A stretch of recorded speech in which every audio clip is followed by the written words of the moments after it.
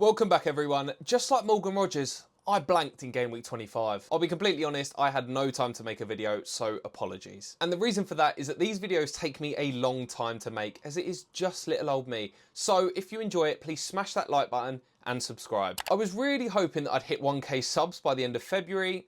That's now looking about as likely as Manchester United finishing in the top half of the Premier League table. Anyway, in today's video, we're going to cover quite a few things. We'll take a quick look into everything we learned from game week 25, my team selection and transfer plans for game week 26, and of course, the big captaincy selection on the horizon. I would say early team selection and transfer plans because when I'm making this video, it's Monday, but when this video goes out for you guys, it will be Wednesday or something. So without further ado, let's get into it.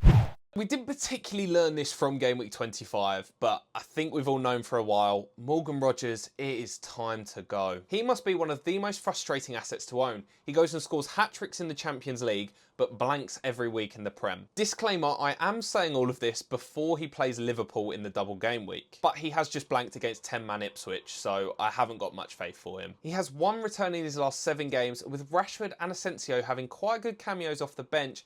He could be a minute's risk. I don't think he is because he is such a fantastic footballer, but returns-wise, We can't forget as well that the market has some pretty good midfielders in the £5 to £6 million bracket, such as Wanyeri, Semenyo, Kluivert, even potentially Marino if you think his minutes are guaranteed. It is a shame because I do think he is a fantastic player, but I think we have to move on. Speaking of moving on, Trent Alexander-Arnold. He might be one of the first players in FPL history where there is a massive benefit to him getting subbed off around the 60-minute mark. The match against Wolves at the weekend was the 3rd time this season he has been subbed off around 60 to 70 minutes, and Liverpool have gone on to concede and lose their clean sheet after. This has meant that Trent has kept his clean sheets, whereas the other Liverpool defenders haven't, or particularly Arne Slot owners didn't keep their clean sheet. That had to sting. Sorry, lads. I still think he is too expensive of an asset, and now that Bukayo Saka's on the way back and Erling Haaland has found form again, I wouldn't be surprised if a lot of people look to downgrade him to fund upgrades elsewhere. Now, speaking of players in form, Chris Wood. Look, we all know he has been fantastic in both real-life football and FPL this season. He continues to score week in, week out, even when Nottingham Forest don't play well. 10 goals or assists in his last 7 games is utterly ridiculous from the big man. I don't think it's the right time to buy him just yet, as they've got Newcastle, Arsenal and City as their next 3 games, but I do think around game week 28, he could be a fantastic option. I suppose the big question with Chris Wood right now, if you don't own him, do you bring in him, Mateta, or Matheus Cunha? 3 great options. Chris Wood has the harder run right now. Cunha probably has the best long-term set of fixtures, but Mateta is probably the most in form, but from around game week 30, their fixtures go downhill a little bit. So your chip strategy will come into play. If you're going to wildcard in game week 30, then you could probably take a punt on Mateta. But if you're looking to save your wildcard until about game week 32, then Cunha or buying Chris Wood from game week 29 maybe would be a better option for you. But of course, we are talking several game weeks down the line. Form can change a lot in that time. Cunha could go and blank for the next 3. So could Mateta, and so could Chris Wood. For all we know, we could all be buying Mathis Tel from Tottenham in like 3 weeks' time. Now, moving from a player to buy, there's another player that I think we need to consider selling, and that is Cole Palmer. He is ridiculously frustrating to own. He's had 3 blanks in his last 4 games despite having some very good fixtures. Can we blame Cole Palmer completely? No, not in my opinion. Chelsea look like an absolute shadow of their former selves, and that is obviously translating to his game. For everyone that watched the game at the weekend, and for those that didn't, he particularly looked frustrated. He was trying to run it past 3-4 players every time. He wasn't keeping the game too simple.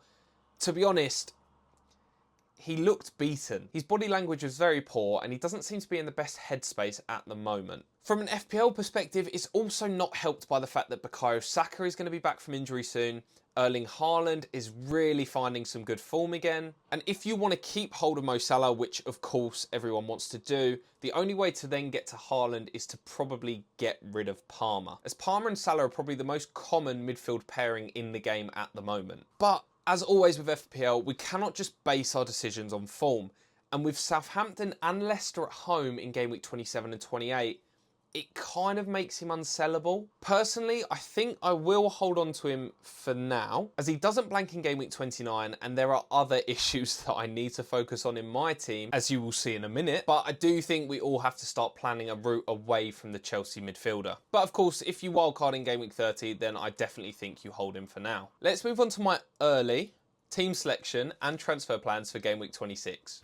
So at the time of recording this video, the game week isn't actually over, as Liverpool and Aston Villa still need to play, but I am still on a small green arrow. Despite me missing the deadline for the first time this season, I will take it. I think I will get a small red arrow by the end of the game week, but all things considered, it could have gone a lot worse. Currently, I have 0 pennies in the bank, but I do have 2 free transfers. And my rank is currently around 387k. Yeah, I know, it's not great. So it's pretty clear from my team that I have some major issues I need to navigate over the next few weeks. João Pedro being dropped to the bench again doesn't bode very well for his future prospects in my team, as well as Gakpo potentially being injured. Remember, this is before he potentially plays against Aston Villa. For the sake of the video though, I'm going to assume he's not going to play in game week 26. And then of course, I have David Moyes still, who I was going to swap for Arne Slot, but messed that up. Good job, mate. But to get the most out of the assistant manager chip, I also feel I'm gonna have to transfer him out. In goal, I have Jordan Pickford. I'll be honest, I don't really plan on looking at my goalkeeper until our wild card.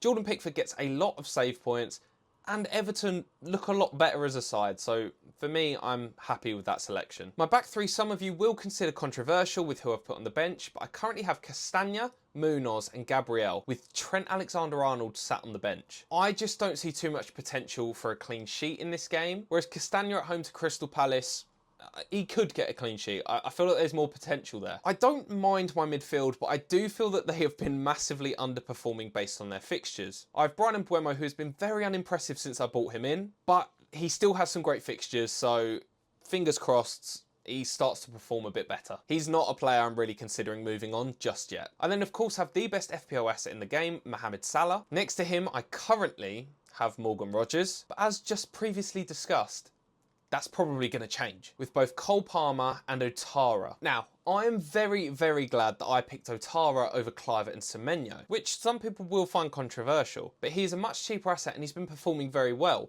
But I know that myself and all the other FPL managers that brought in the Bournemouth assets, we've got to be a little bit frustrated. The reason being is that they all keep cancelling each other out. So Otara scored at the weekend, Semenyo got an assist, and Kluivert got an assist. To be honest, I was really hoping that when I banked on one player, that the other two wouldn't perform as well. Otherwise, there's basically no gain, and that has pretty much been the case for the last 2 or 3 weeks. But all in all, I'm very happy to be an Otara owner. Up top, I currently have Gakpo and Isak. Now, my plan was originally to sell Isak. He blanks in 29, he's got some tricky fixtures, and he costs quite a lot of money. But based on the theory that Gakpo is going to be injured, he is going to be the player that I sell. I can't help but feel that I did waste a transfer on him, as I missed the bandwagon a little bit, and since then he's only got 1 assist, missed a game, potentially could get a goal against Villa, but that hasn't happened for me yet. And then on the bench, I have Fabianski, Trent, João Pedro and Greaves. So here's my transfer plans. Rodgers has got to go. I said it a minute ago, he has got to go. But I don't know if it's my priority right now.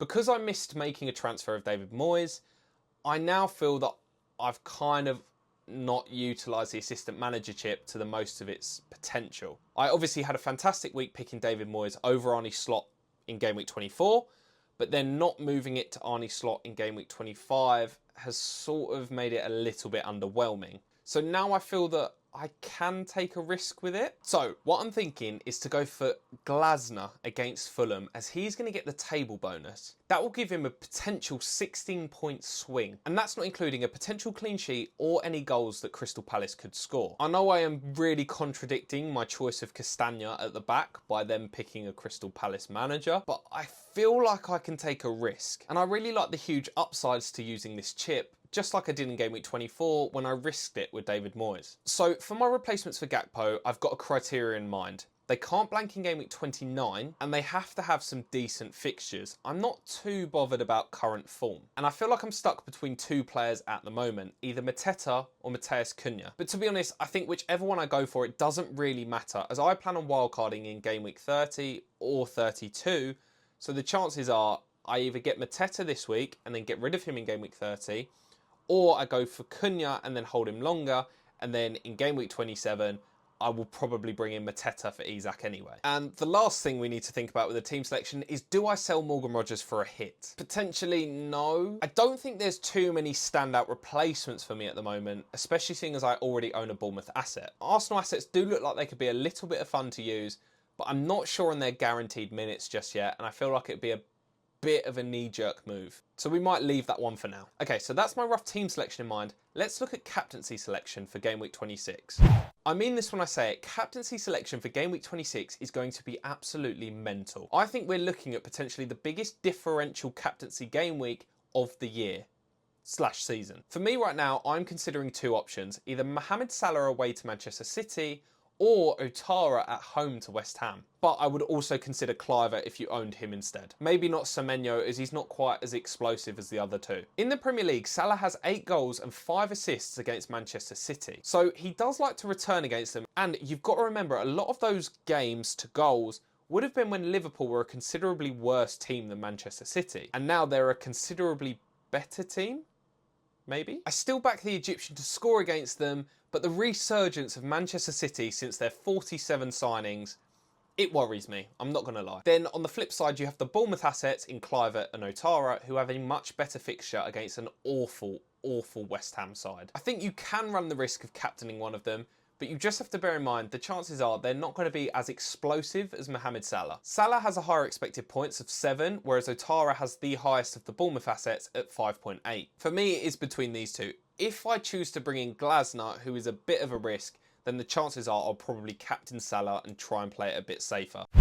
As always, if you want to see my locked in team selection, make sure you check out my live stream over on TikTok, or go follow me on Twitter as I post absolutely everything on there. I am now working with Fantasy Football Hub, and they provide me with all of the data and analytics that I need to make informed decisions. If you want to support me and my channel, then I've put the link in the description. You get 30% off and a 1-week free trial, which you can cancel any time. But anyway, thank you all for watching. I hope you've enjoyed the video. If you've made it this far, please smash that like button, subscribe, and I will see you later.